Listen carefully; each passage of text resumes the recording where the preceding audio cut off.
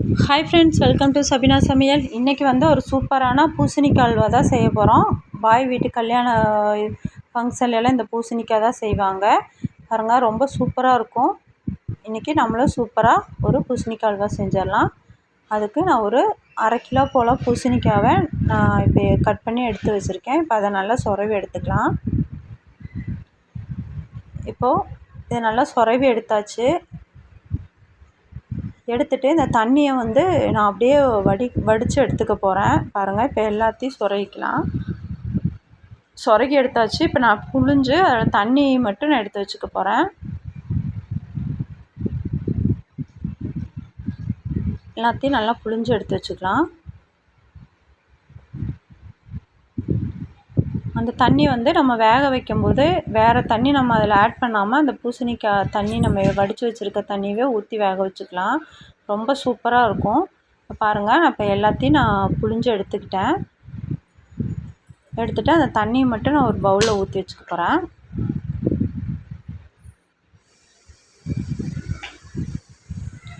தண்ணியை நல்லா வடித்து ஊற்றி வச்சுக்கிறேன்.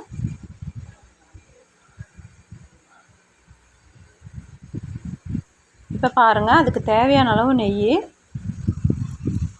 சர்க்கரை 1 கப்பு பூசணிக்காய். இப்போ எனக்கு நான் எடுத்து வச்ச பூசணிக்காய் 1 கப்பு வந்திருக்கு. 1 கப்பு சர்க்கரை எடுத்து வச்சுருக்கேன். கொஞ்சம் food colour, green colour food colour கொஞ்சம் எடுத்து வச்சுருக்கேன். இப்போ இது வாங்க நம்ம எப்படி பண்ணலான்னு பார்க்கலாம். இப்போ ஸ்டவ் ஆன் பண்ணி நான் அந்த எடுத்து வச்சுருக்கேன் அந்த பூசணிக்காவை அந்த கடாயில் போட்டுக்கிறேன். போட்டு பூசணிக்காவை நல்லா உடச்சி விட்டுக்கலாம்.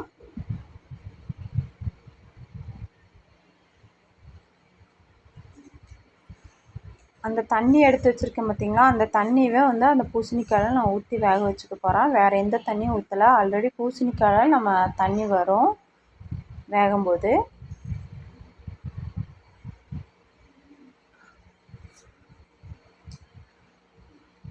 இப்போ அந்த தண்ணியை அப்படியே ஊற்றிக்கிறேன். ஊற்றி ஒரு 10 நிமிஷம் போல் அந்த பச்சை வாசம் போகணும். அந்த தண்ணியெல்லாம் ஃபுல்லாக ட்ரை ஆகணும். அந்த அளவுக்கு நல்லா வதக்கி விட்டுக்கலாம்.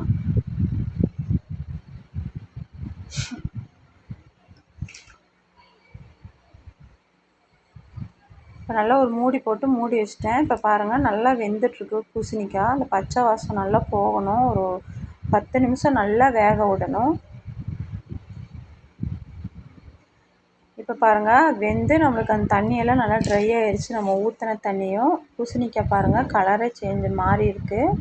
நல்லா வெந்துடுச்சு. இப்போ நான் சர்க்கரை எடுத்து வச்சுருக்கேன் இல்லைங்களா, அந்த சர்க்கரையை போட்டுக்கிறேன்.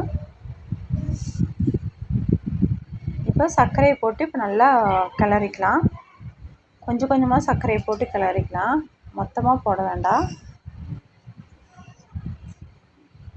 இப்போ இந்த சர்க்கரையை போட்டு இப்போ நல்லா இலக்கிக்கிறேன். சர்க்கரை நல்லா அந்த ஹீட் ஆகும்போது நல்லா உருகி வரும். அதுலேயே அந்த தண்ணியிலேயே இன்னும் நல்லா வெந்து வரும் பூசணிக்காய். இப்போ நான் எடுத்து வச்சுருக்க ஃபுட் கலரில் ஒரு 3 ட்ராப் மட்டும் விடுறேன்.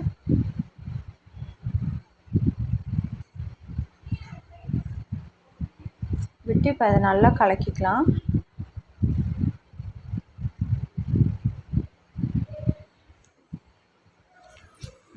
ஒரு 4 நிமிஷம் போதும். சூப்பராக செஞ்சு முடிச்சிடலாம் இந்த பூசணிக்காய் அல்வா. டேஸ்ட்டு சூப்பராக இருக்கும். இப்போ நான் எடுத்து வச்சுருக்கேன் அந்த நெய்யை ஒரு 50 கிராம் போல் எடுத்து வச்சுருக்கேன். இப்போ அந்த நெய்யை கொஞ்சம் கொஞ்சமாக போட்டுக்கலாம். போட்டு இப்போ அந்த தண்ணி ஃபுல்லாக ட்ரை ஆகிற மாதிரி நல்லா வதக்கி விட்டுக்கலாம். மீதி இருக்க நெய்யை நான் போட்டுக்கிட்டேன். போட்டுட்டு இப்போ ஃபுல்லாக பாருங்கள் சூப்பராக நம்ம பூசணிக்காய் அல்வா ரெடி ஆயிடுச்சு. அவ்வளோதான் இந்த வீடியோ. இப்போ நம்ம அதை ஒரு பவுலுக்கு மாற்றி மேலே முந்திரி வறுத்து வச்சுருக்க நெய்யில் அதையும் போட்டுக்கலாம். நமக்கு சுவையாக ரெடி ஆயிடுச்சு. பாருங்கள் எப்படி இருக்குன்னு. கல்யாண வீட்டு பூசணிக்காய் அல்வா ரெசிபி டேஸ்ட்டாக ரெடி ஆயிடுச்சு. அவ்வளோதான் இந்த வீடியோ. உங்களுக்கு பிடிச்சிருந்துச்சுன்னா like, share, subscribe. Bye bye.